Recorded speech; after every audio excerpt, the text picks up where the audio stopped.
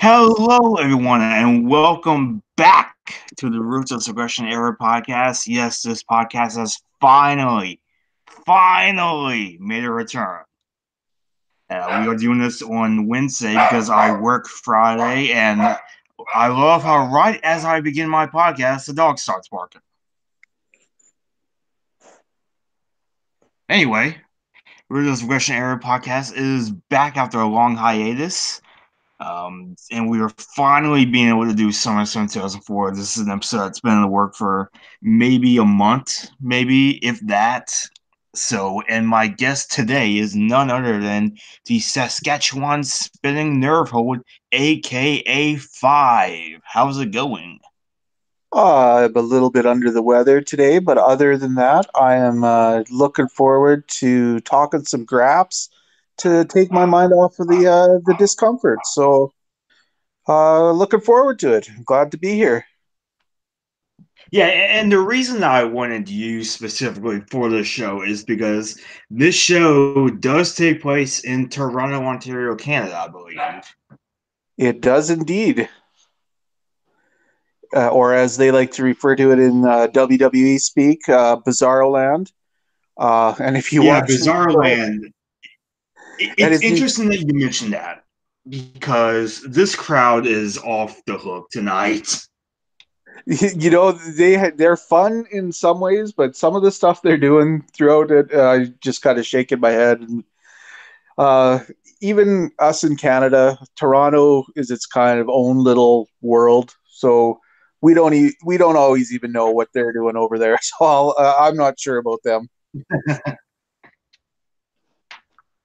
So yeah, we are in Toronto, Ontario, Canada here, Bizarro Land, as the announcers called it several times due to what the crowd does, especially during the JBL and Taker match.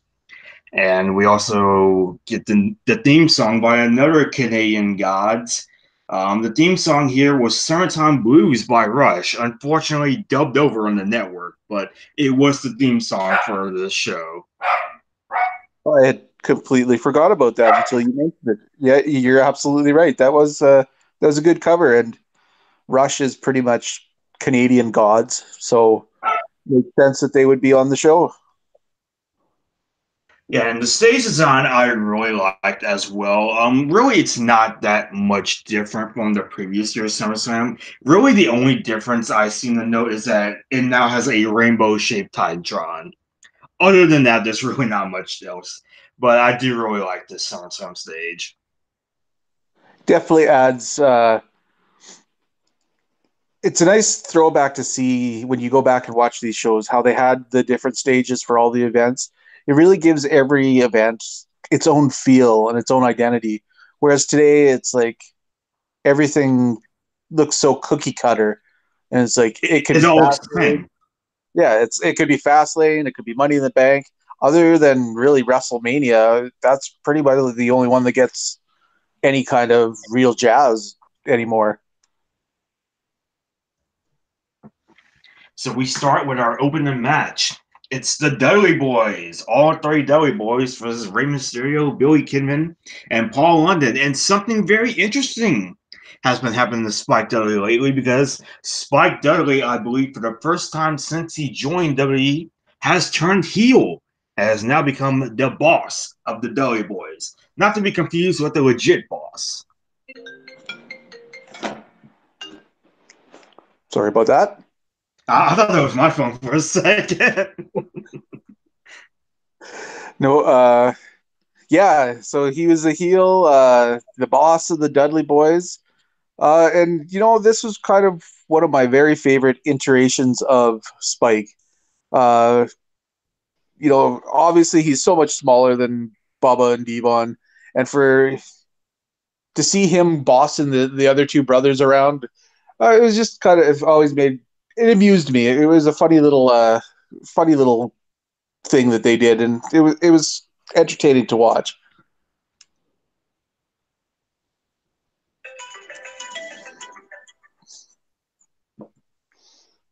Yeah, so I mean, it's an interesting run that Spike Dudley has, and the Dudley Boys in general are pretty much finishing up, Spike included. They're not going to be in the company for very much longer after this. Like, they're gone by next SummerSlam. But it is interesting to kind of see like this final, not necessarily final run or anything, but like the final first run in WWE for the Dudley Boys. I mean, this is a really interesting iteration of the Dudley Boys. This run. Yeah, exactly. And it was the Dudleys were always a great tag team. They were always much better as heels, in my opinion, than they were as faces. And this was it was a fun little opening match. Kind of came about with due to didn't the brothers helped Spike get the Cruiserweight Championship off of Mysterio a week or two before this. Yeah, Spike did become the new Cruiserweight champion from Rey Mysterio. So that was part of their deal, and I believe that Kidman and London and the Dudleys were feuding at the same time, so they just kind of combined the two feuds into one. Yeah, and I forgot that Billy Kidman and Paul London were a tag team at this point in time. Yeah, they were. I mean, kind of. Even though they were champs for a while there, they were kind of a forgettable tag team. Like, yeah, and it's kind of funny because like they're both skilled guys, and I mean Billy Kidman probably still to this day has one of the prettiest shooting star presses out there. But otherwise, yeah, they're definitely a forgettable team until you go back and watch some of these shows and see them doing stuff, holding the tag team titles. So yeah, it was interesting to see them again. So Devon works over Paul London to start the match. Mysterio does get the hot tag, even hits a 619 on Spike. Kidman hits a shooting star press. Count gets interrupted at the last second. The Dudley Boys get the 3D on Kidman. Spike pins him to win the match. I do like how Spike just kind of gets like this cheap win out of nowhere at the end. It really fits his current character at the moment. Yeah, exactly. And you definitely thought that they were leading towards a upset by the faces, that they were going to win. I liked the whole end sequence. After the shooting star press, you thought it was over until they pull him out and Spike rolls him up. I thought the match could have actually used a little bit longer time. Like it was a good match, but it kind of felt rushed there at the end. But otherwise, it was enjoyable for sure. Yeah, it was a pretty good opening match to start off the show. Like it really started off hot, and it sort of sets the tone for the rest of the night. And so like the next match, go on. Oh, I was just gonna say, and like I was saying, Boss Spike was pretty much the best character that Spike ever played, other than when they were feuding with the Hollies and had the little Romeo and Juliet love interest between Molly Holly and Spike. But Boss Dudley was enjoyable, and he definitely helped make this match. Yeah, I would have to agree with that as well. So the next match, I don't even know what to say about this match. It's a special Till Death Do Us Part match. It's Kane taking on Matt Hardy, and the winner of the match gets the Mary Lita. Yeah, the storyline behind this was something else. It's painful. It's painful. Let's call it for what it is. It's painful to watch. It is. And I mean, part of that's due to the fact that Matt Hardy was fighting on basically one leg. He ended up having shortly after. Yeah, he is injured during this. But it was awkward. It was a weird match for sure.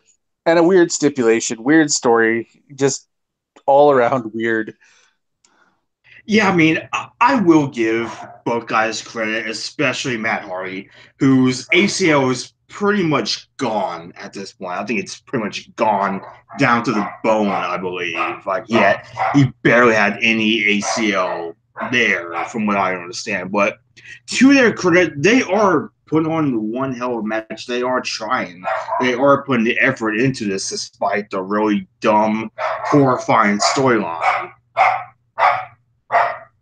And I'll always give this props to Kane. Like during this era, he was playing the psychotic crazy man to a T.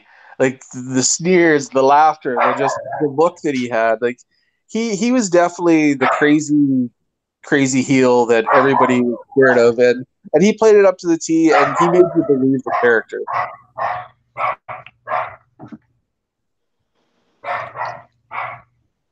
Yeah, I mean, and I don't really like this version of Kane. I much prefer the mask Kane, but he did do a good job with what he was being asked to do. Even in god awful storylines like this, he was still giving it his all. Absolutely, and you can't ask for anything more out of a guy. Like he got some pretty terrible storylines to work with in his career, and he always did the best that anybody could. So I always give props to Kane. The guy's a surefire Hall of Famer, probably sooner rather than later here. So it kind of was like you said. That match was what it was. Yeah, Matt Hardy goes right after Kane right off the bat. Actually, he does dominate Kane for a bit, which is really weird to see. But Kane does get the upper hand after a while, and Kane ends up winning the match with a choke slam from the top rope, which is really cool.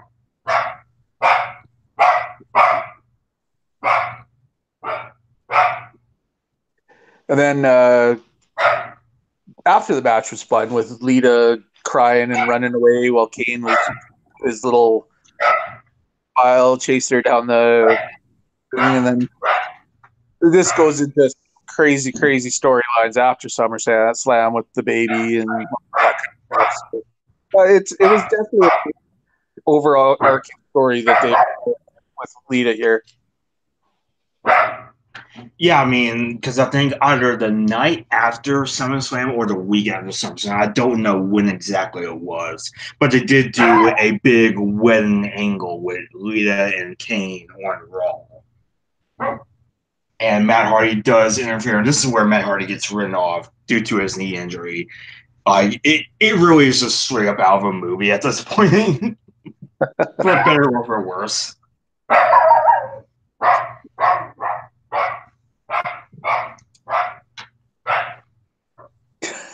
Your dog is having a coronary. Yeah, he does not like this storyline. Let me tell you. Yeah, and I can't really blame him. It really is just something out of a movie. Like Matt Hardy does try and get Lita out of there. Like a wall of fire hits the stage.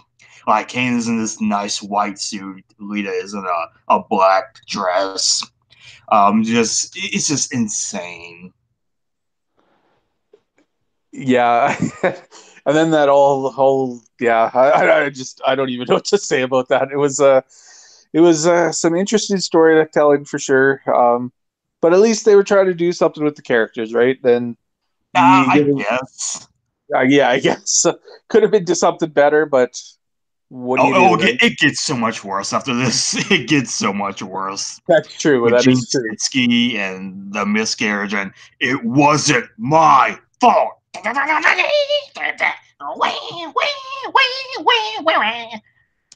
Although Snitsky punted the baby into the crowd. Yeah. The fake baby. And also, at least during that win, at least we got to see Trish Stratus make an appearance, so I guess it wasn't all bad. There you go. There you go. Once again, pride and joy of Canada right there. The lovely Trish Stratus.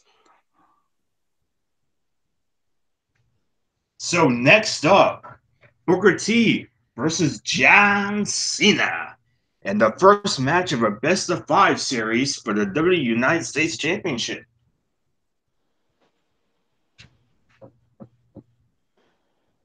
And this was, when Cena was actually still kind of interesting with the whole Doctor of Thugonomics, although he was kind of transitioning out of the interesting part of that and into the face Cena that we all know and love after that. But he was still a little more fun, a little bit more edgy in this. Yeah. So this was probably always been my favorite version of John Cena because, like I was saying, he had more edge to him. He had a little more. He wasn't Yeah. the polished face that he became. Yeah, and I would agree with that. Like, this is probably my favorite version of John Cena because going back and watching his heel run of this character, it's like now it's just so uncomfortable to watch because there is a lot of homophobia raps that he does, and it's just I don't know. It's really uncomfortable to watch. I think. Yeah, some of that stuff definitely doesn't age well, and nor should it. Like, we don't need to do that. Mhm. But when he got away from that and he's doing the face stuff that he was doing here, he was funny. He was good, and Yeah.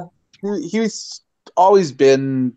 I know everybody puts the knocks on the 5 moves of doom, but the guy could always pretty much hold his own in the ring. So I thought this was a pretty good match. I mean, I like Booker T, so I'm always happy to see him in there.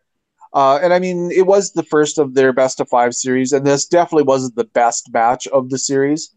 Yeah, But I do think that they have better matches after this, but I didn't think it was too bad. Like it did feel like they were holding back because they have like a few more matches to go for this. yeah, and it makes sense, right? You don't want to burn everything out right off the jump, so it makes sense that they weren't giving you everything that they've got. But as a lead into the first match in the series, it was good. It was nice. And I liked how it was the spinneroonie kind of right into the FU to finish the match. I thought that was a pretty good little touch. So Yeah, I thought it was really cool. Like Booker, for the most part, works over Cena, even locks him in the camel clutch and tries to make him humble. yes, always love a throwback to the Iron Sheik. The man is a wonder. Yeah, so Cena does end up winning the first match in the best of 5 series. And I thought this was a pretty good match. I mean, it did feel like they were holding back for future matches, but other than that, I thought it was a pretty good match for Summerslam, a good United States title match. It just seems like it's really rare that we see these best of 5 matches or this best of 7 matches or anything like that. Like, I remember when Cesaro and Sheamus did these matches. And like, oh god, really? Yeah, and I believe that was the last time that they've really done that kind of series. Yeah, Uh, and it led to the bar. So I don't know if it's such a good idea for them to keep doing these kind of things. true enough, but when they're done right, they can be amazing because I know Chris Benoit and I believe it was Booker T. They did a best of 5 or 7 series, They might have, I think. and that was an amazing series. But it all kind of comes down to the chemistry between the two performers, and Yeah, so and I think that's so important because like if the chemistry isn't there, if the matches aren't entertaining, it's going to be a long series. It's going to be just a slog to get through. But if you have two guys that really do work well together, it can be a lot of fun. And I think that's the case with this series because I do remember this series being pretty fun. yeah, exactly. And like I said, I haven't watched this stuff for a while, but I if I recall correctly, the matches do get better as they go. So that's something to look forward to if you are watching through this era.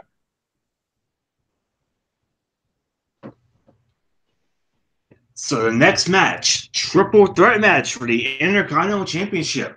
It's Edge taking on Batista, taking on Chris Jericho. This is one of the first instances that the crowd gets a little bizarro land, as they like to say. Yeah, because they boo Edge. Yeah, and Edge is like a hometown boy. He is from Toronto, but for whatever reason, and I mean, we have another Canadian icon that the crowd was a little bit more behind. They were definitely cheering Jericho more than they were Edge. But sir, Jericho is clearly from Manhasset, New York. He may have been born there, but the man himself says that he's from Winnipeg. Right? Who are we going to believe?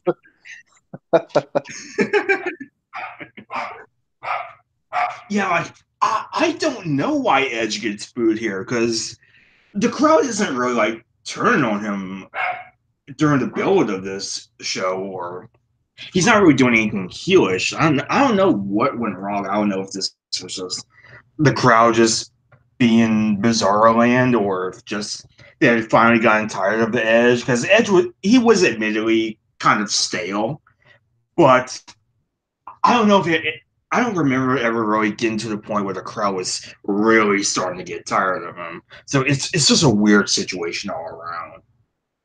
Yeah, it was strange. I'm not even sure. But the match itself was a good match. I love all three of these performers.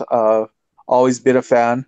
Obviously, you could tell from my name, the Sascathean Spinning Nerve Hold, that I am a Chris Jericho fan. So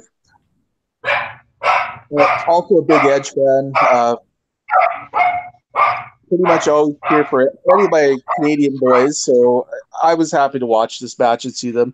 And Batista was always, for a big guy, the guy could move. He could do stuff, and he sold pretty well for everybody when he wanted to. So I thought this match was pretty fun.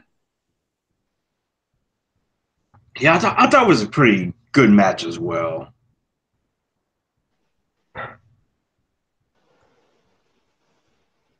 Try to remember how this one ended. Oh yes, with the where Jericho did the springboard drop kick on Batista, knocking him off, and then gets speared by Edge. Thought that was a pretty good little ending to this match. It was fun. It had a nice visual to it. And then it was kind of weird that afterwards, once again, Bizarro Land didn't really give Edge a big ovation after he won. Not sure what Edge did to piss off Toronto during this time frame, but he definitely. I think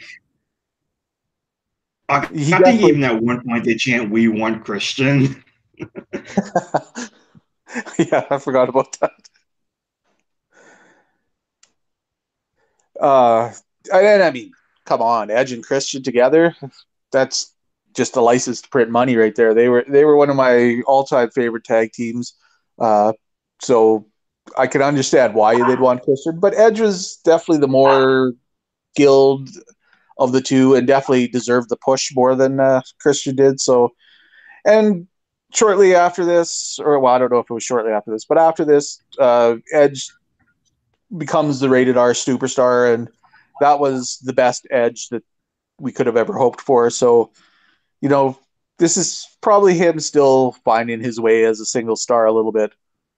Yeah, because Edge does turn heel a couple months after this, and I think it's safe to say that this particular match and the way the crowd reacted was a bit of a sign, or at least it helped play a part in Edge turning heel. Because I think he does turn heel at Taboo Tuesday, or a bit before Taboo Tuesday, but he is on his way to being the radar superstar here. Yeah, exactly. And the rated R superstar was like they called him the most opportunistic heel. That was the best iteration of Edge. The guy was amazing. It's too bad that his career got cut short. Yeah. The ultimate opportunist, the rated R superstar. Edge.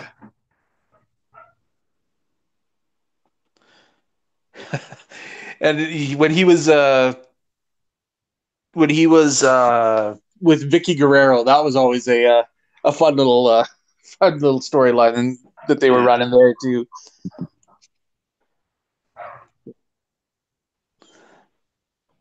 But yeah, this it was a great match, or well, not a great match. It was a good match. It kept the Intercontinental Championship on edge, so I can't be bad about that. And Batista and Jericho moved on into bigger and better things. Neither of those guys ever hurt for feuds really in their career, so all around it was probably a good match for everybody. Yeah. So next match, Kurt Angle versus Eddie Guerrero in a WrestleMania rematch. This was one of my favorite matches on the whole card. You got Eddie Guerrero and Kurt Angle, who are two of the greatest superstars that have ever laced up the boots, going at it. Like you said, in a rematch from WrestleMania. And there's a whole little storyline there where Kurt Angle was the GM for acting GM because he was dealing with injuries, and then he was faking that and did the masked luchador thing to cost Eddie some matches. And then they had the little thing where I believe it was on SmackDown prior to this that Angle lost the match because Eddie slipped out of the ankle lock by untying his boot. But then they do a nice little callback to that later on in here. So it was, this was a really good match that they set up, and they did some really good stuff with. Yeah, and this storyline also brought upon one of my all-time favorite Eddie segments, where he auctions off Kurt Angle's items to the crowd. I forgot about that. Yeah, that was some good stuff.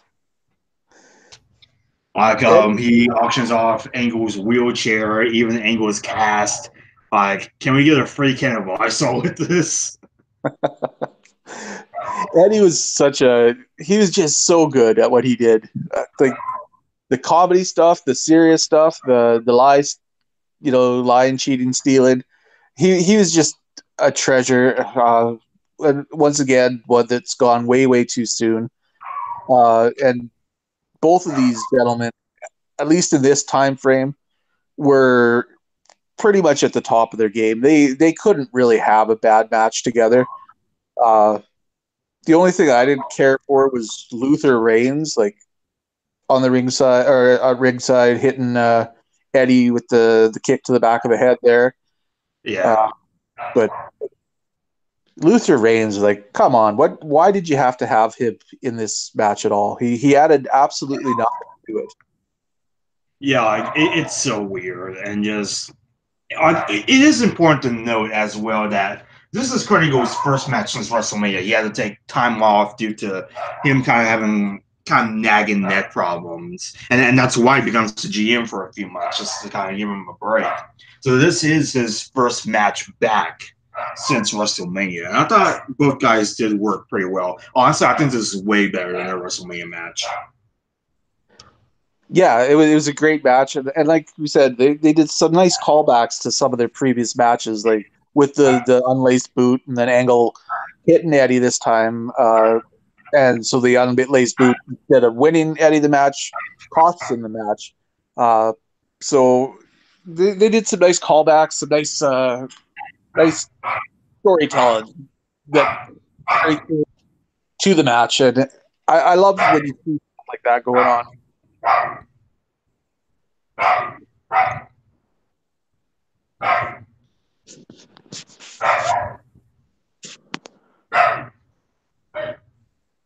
Yeah, so they start off with some mat wrestling, and they even lock in the ankle lock on one another, which I really enjoy. Oh, the double ankle lock was beautiful. That was great.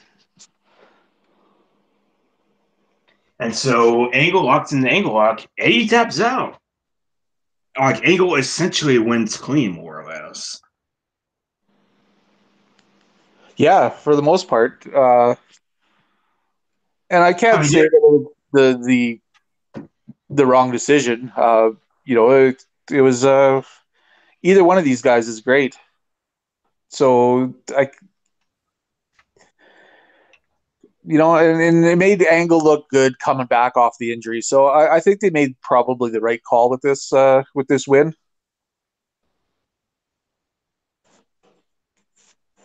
yeah, I would say so as well because this is Angle's first match back, and he is going to be a bit of a major player on SmackDown from here on out. So I think it was the right decision to give Angle a big win like this.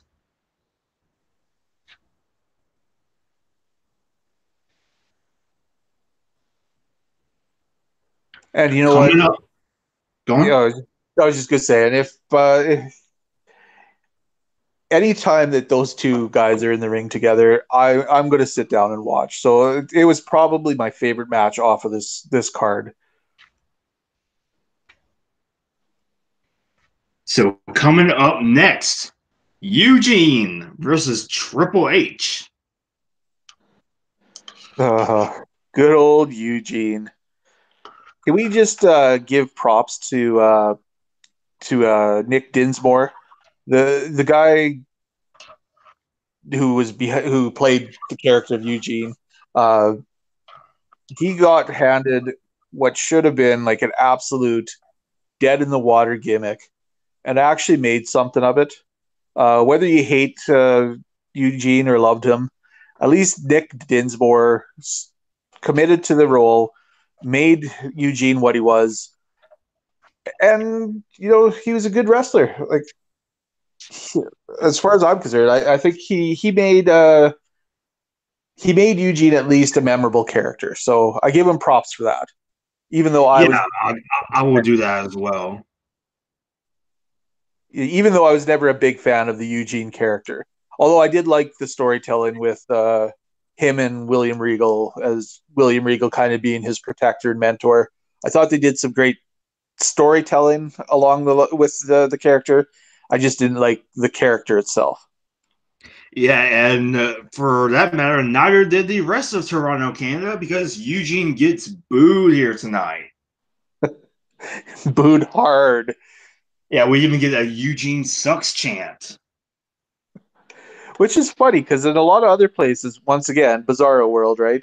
A lot of other places, Eugene got some pretty good cheers. So Oh he yeah, was a it popular was character. over. It was over.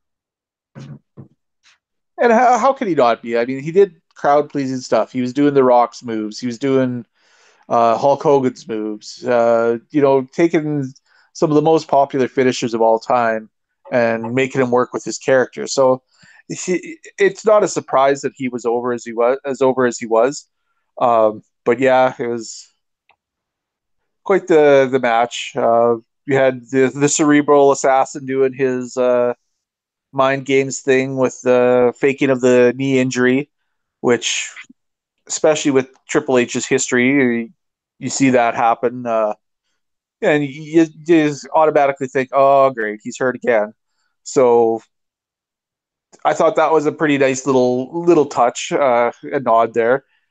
Yeah, Um, speaking of Triple H, how weird is it for him to be in a match like this? Just a little mid card match like this at one of the big four events, no less.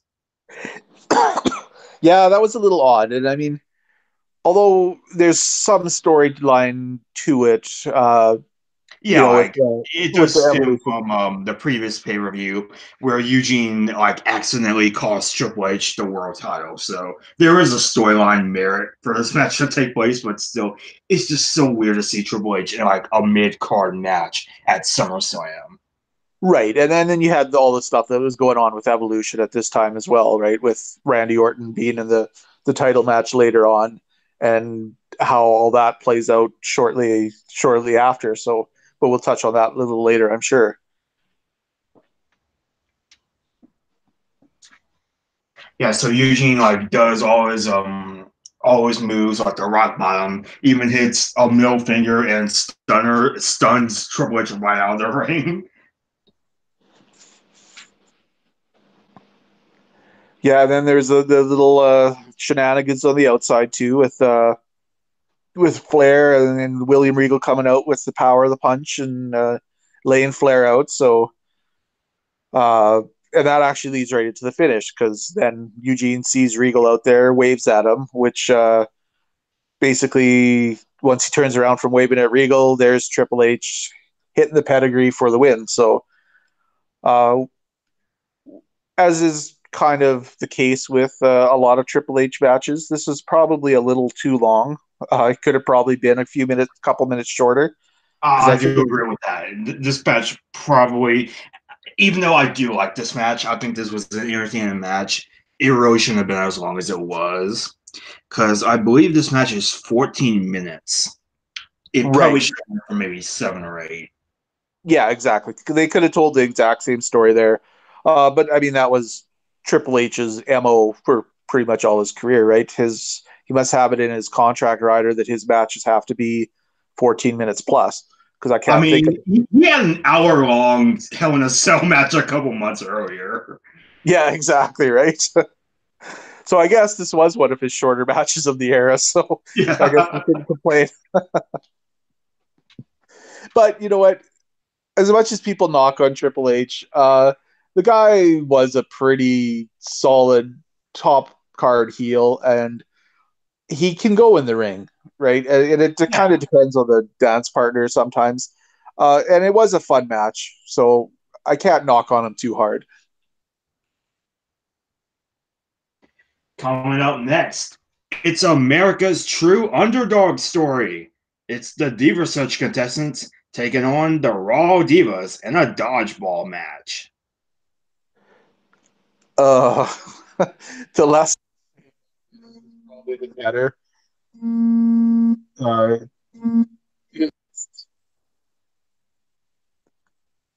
This is the kind of stuff that is the reason that we need the women's evolution that is going on right now. Yes. And that's pretty much all that you want to say about this. Like, it was what it was.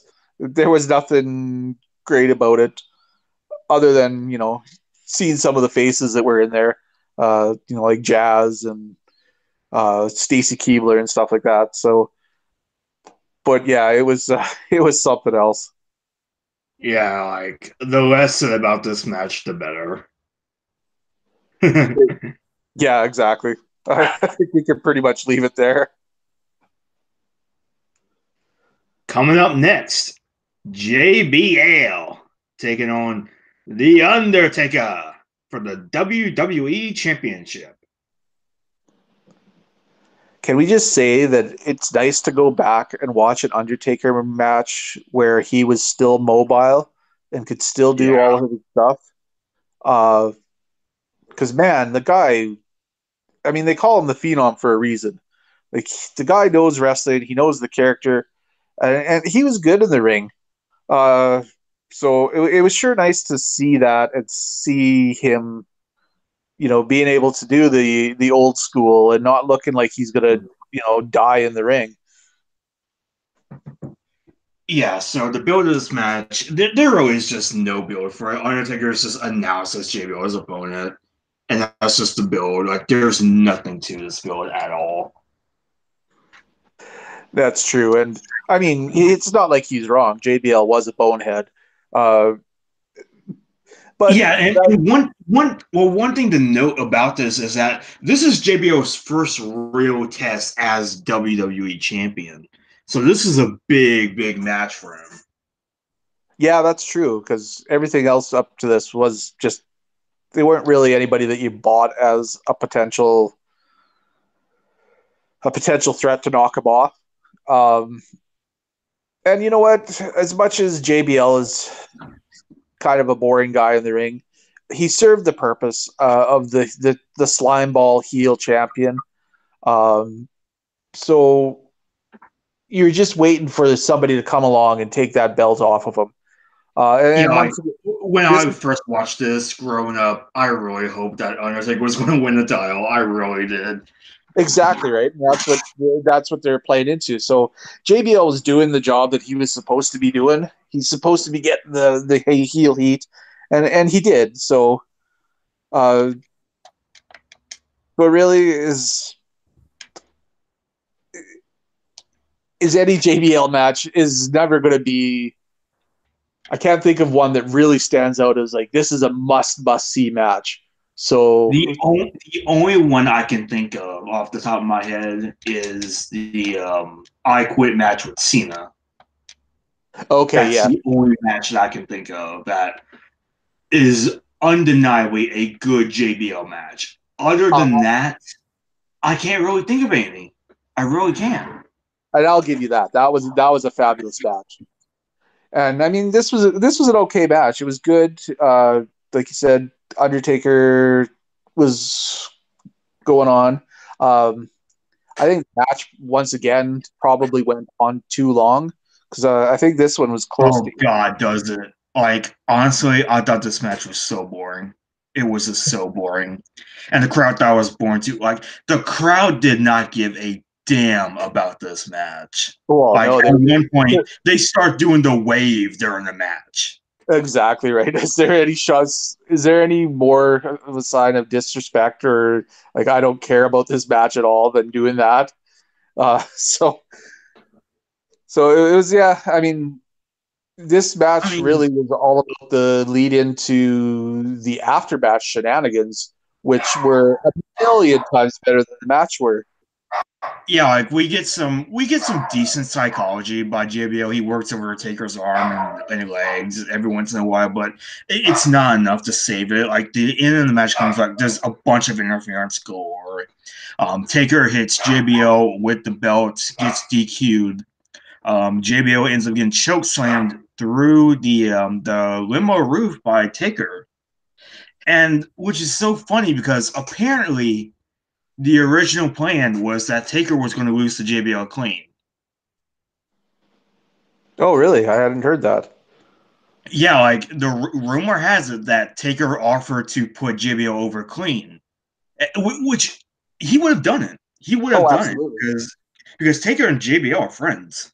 So I think he would have done it. JBL was like, no, I need to be like this slime ball heel who just kind of escapes by the skin of his teeth with the title. So And that definitely worked for his character.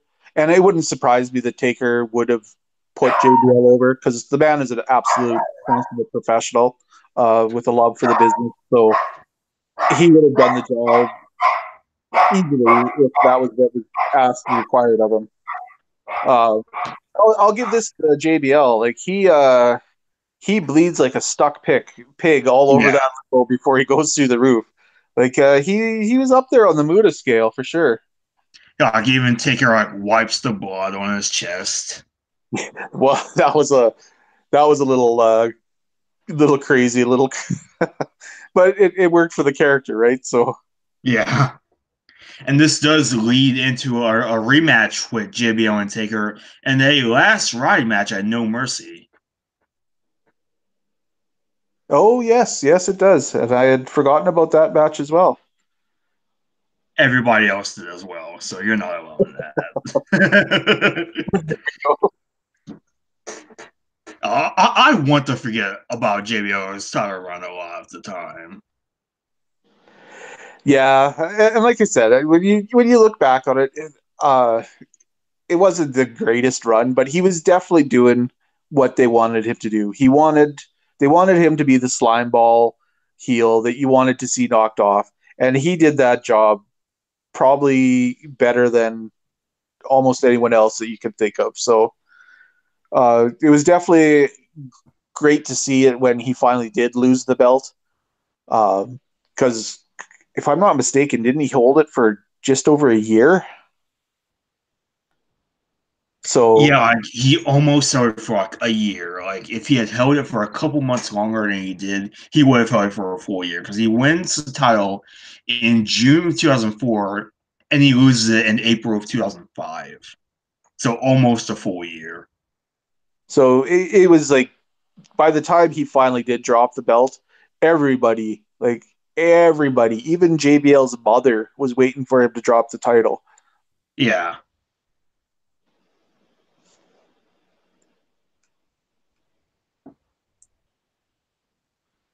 So coming up next, it is time for the main event. It's Randy Orton taking on Chris Benoit for the World Heavyweight Championship. And as much as Chris Benoit is a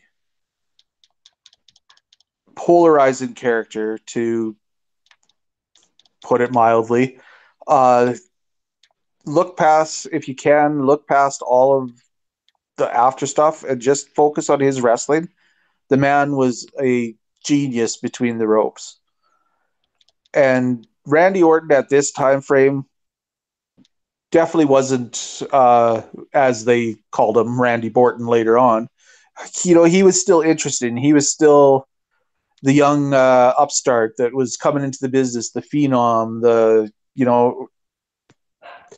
second generation, third generation superstar that, looked the part and acted the part.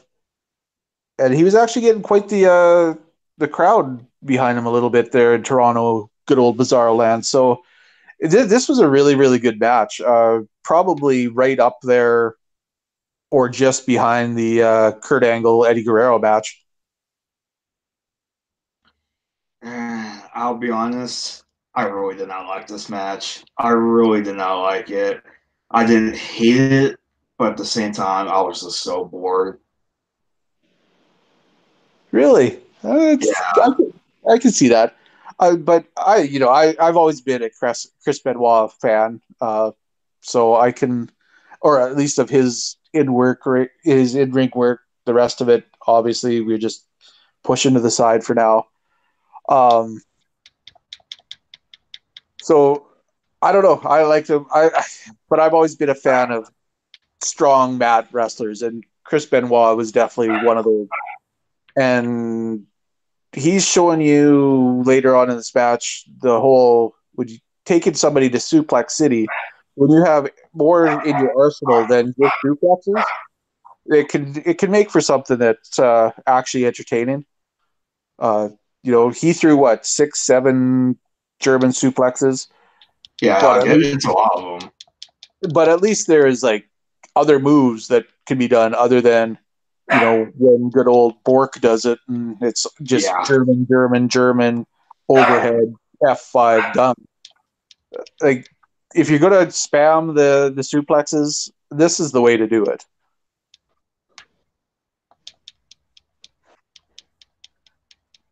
But in the end, we get Randy Orton. Basically, he wins the match. In the world when you meet my partner, the Shockmaster. And here was the good old RKO out of nowhere. So he pops that off and ends up becoming, at least at that time, I'm not sure if he's still in the record books as the youngest world champion in WWE history. I don't know if it is. He might be. Yeah, I can't remember. That'll be interesting. I'll have to look that up sometime and see.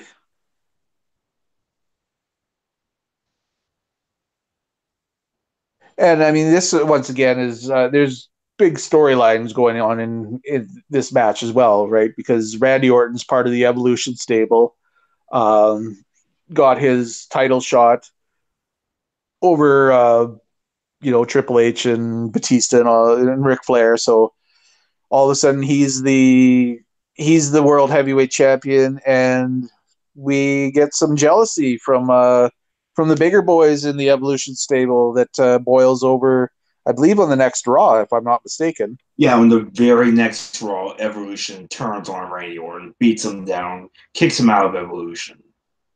And can we just say that was still one of the greatest moments ever when he's up on Batista's shoulders and gets the thumbs down. That was one of the greatest turns on anybody. It's just so memorable. It was so good. Yeah, and so one more thing I want to talk about before we kind of move into our closing thoughts. Randy Orton winning the world title What did you think about it? Do you think it was too early for him? Do you think it was the right time? Do you like Randy Orton becoming the champion in general? Like, what do you think about Randy Orton essentially beating Benoit clean to win the world title? You know, I was surprised at it at the time, but the more I look at it and the more I thought about it, I didn't mind it at all.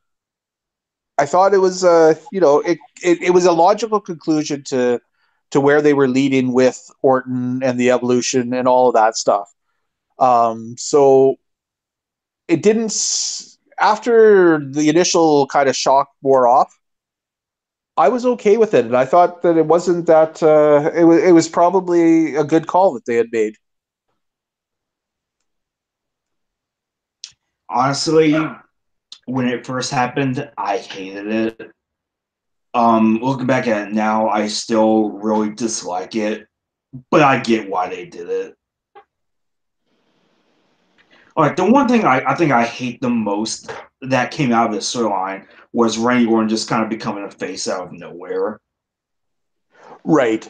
Yeah, yeah, just he became a face just because, right? It wasn't Pretty much, yeah. Like he became face the same way that Seth Rollins first became face with Triple H turn on. right. Like just because he's kicked out of a heel stable doesn't automatically make you a face. Yeah, So there could have and should have been a little bit more storyline development along that route. yeah, But and I'll get more into that more in the Randy Orton's like face run with the title in the Unforgiven episode. But yeah, I don't know, like it was hard to kind of buy Randy Orton as a face so soon, especially when like just a few months earlier he was spitting on Mick Foley and all these legends. It's hard to take him kind of serious as a face now. true enough, and I'll give you that. And I mean, I'll go back, and I did love the one thing after the match when Benoit did uh, the handshake and telling Orton to be a man. I thought that was a nice little touch from a veteran to the young kid. So I thought that was a pretty cool little touch that they had. Ooh yeah, Randy Orton, be a man. Exactly. Uh, So that wraps it up. yeah, and overall, you know what? I thought it was a pretty good show. It was entertaining. And it was there wasn't, other than like the Divas dodgeball, and there wasn't anything that was absolutely horrendous. So it's a good way to spend 2.75 hours if you have some time to kill. I thought overall it was a pretty sharp show. Probably give it a I don't know, a B plus rating. So so this pay per view was a B plus player, when you say. Yes, there you go. Yeah, I mean, I like the show for the most part. Like, it was not a perfect show. I thought both world title matches were really lackluster. The Divas Dodgeball was absolutely awful, but other than that, there were some good matches on the show. I really enjoyed the two mid card title matches. The opening match was pretty fun as well. So I don't know, like there wasn't really much to really hate about this show. I do think that this is a pretty good show. I would maybe give like a B minus or so because I do like this show. Yeah, I did too. It was enjoyable, and it's. Can we just say how nice it is to watch a pay per view that's under 3 hours? I know, yeah. As much as I love wrestling, some of these pay per views lately they're just such a slog to get through. Yeah, there's no reason for a pay per view to be 4 hours. I don't care what pay per view is. I don't care if it's a big four show. No pay per view should ever be like 4 hours long. It's too much. Exactly. So take note, WWE. I know we have WrestleMania coming on right away, and we don't really want to watch for 7 straight hours. Thank you very much.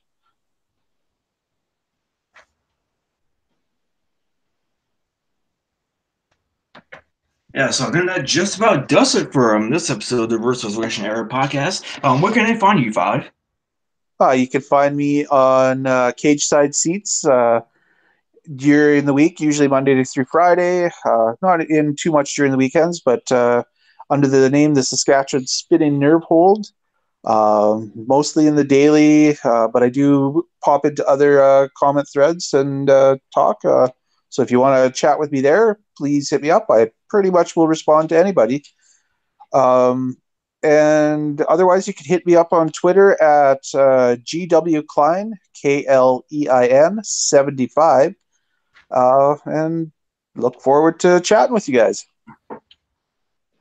And you can find me on Twitter at Melmat15, hang on to KSICs, hang on in the daily and the nightly. And hopefully next week, because this Friday after work, but hopefully next Friday I will be off. And hopefully next Friday we'll be back to our regular schedule on the Ruthless Aggression Era Podcast. Next week, we're going to be taking a look at Unforgiven 2004. And we will also be taking a look at Day of Reckoning on the GameCube. So this should be an interesting double-header episode. Sounds fun. I'll be sure to tune in. So thank you all for listening to this brand new episode of the Ruthless Aggression Era Podcast. And as always, thank you, Five, for joining me today. Thank you for having me. It was a slice, and look forward to listening to more of the Ruthless Aggression Era Podcast. So thank you all for listening, and we will catch you next time. See ya.